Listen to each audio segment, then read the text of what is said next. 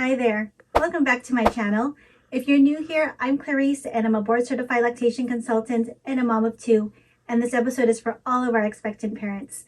We'll be discussing ways to prepare yourself and your home for your new baby. Stay tuned.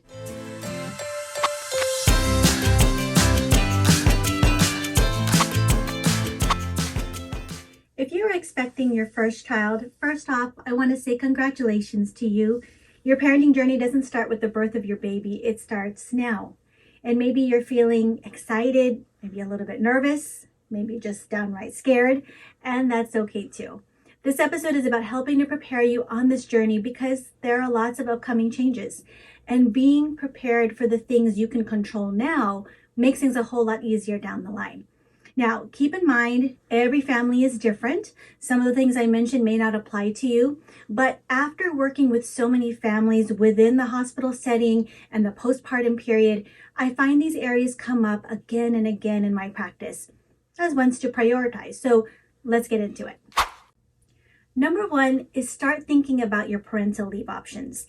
It gets really easy to get lost in all of the things during pregnancy, like the doctor's appointments, the tests, the buying the baby's necessities, the baby shower. But 9 months go by fast. And so I encourage you to think about the time you will have with your child when he or she is born. If you work outside of the home, look into your company's policy on parental leave and how long you're able to take. If you're a partner or a spouse, I encourage you to do the same because in the first few weeks, and I'm going to be really honest with you, there will be feedings and wakings mostly in the middle of the night, as well as doctor's visits. So you want to give yourself time to adjust to the new routine. How much time off you're able to take off will vary depending on the state you live in. It'll vary on how long you've been working and your employer. So you also want to be familiar with two things: paid family leave and family medical leave, or FMLA, that's what it's called. Paid family leave is a state-funded insurance that pays you a percentage of your income for up to 8 weeks. And FMLA is a federal law that provides employees with up to 12 weeks of unpaid job protected leave within the first year. So this is only offered to employees who are eligible for it. Number two is research family support and childcare options. It seems strange for many people when I mention this, that if you're looking for any outside provider, you need to start looking before your baby is born. Many childcare facilities, especially an accredited facility, have waiting lists of up to 1 to 2 years. So whether you're looking into a licensed childcare center or a home-based childcare, it's best to give yourself ample time to tour facilities and interview providers to make sure they are the right fit for your family, your schedule, and your needs. The same is true if you're looking into hiring support in your home, like a postpartum doula or a nanny. The process of finding someone you feel comfortable with takes time.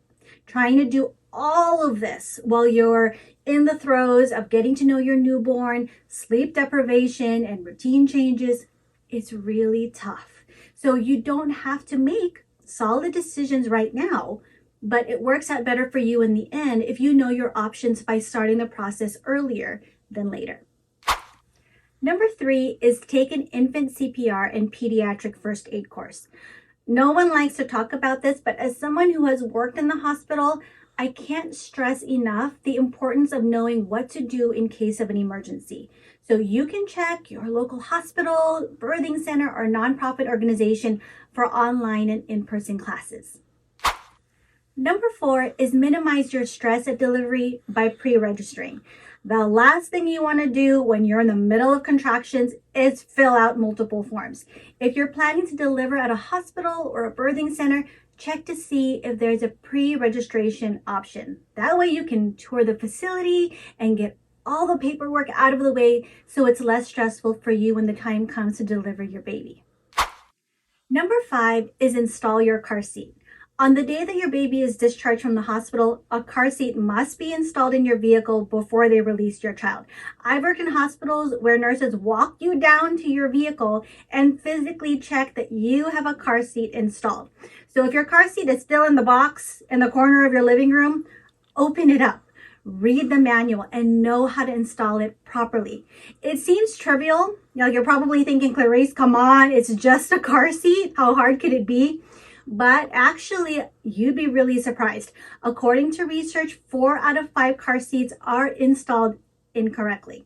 And car seat misuse are even higher among new parents. So if you want to make sure your car seat installation is safe, there are certified car seat technicians at your local California Highway Patrol Office, or CHP, police station, and organizations that do local events who can check to make sure your car seat is installed properly and will teach you how to do it yourself. Many of them are offered at low cost or for free.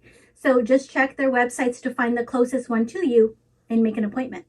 I hope you found those helpful. Stay tuned for part 2 of our Preparing for Baby series. New videos are released every Wednesday, and if you haven't done so already, please support the channel by subscribing, and feel free to email me with any suggestions on topics you would like me to discuss in future videos. And I'll see you next time. Bye.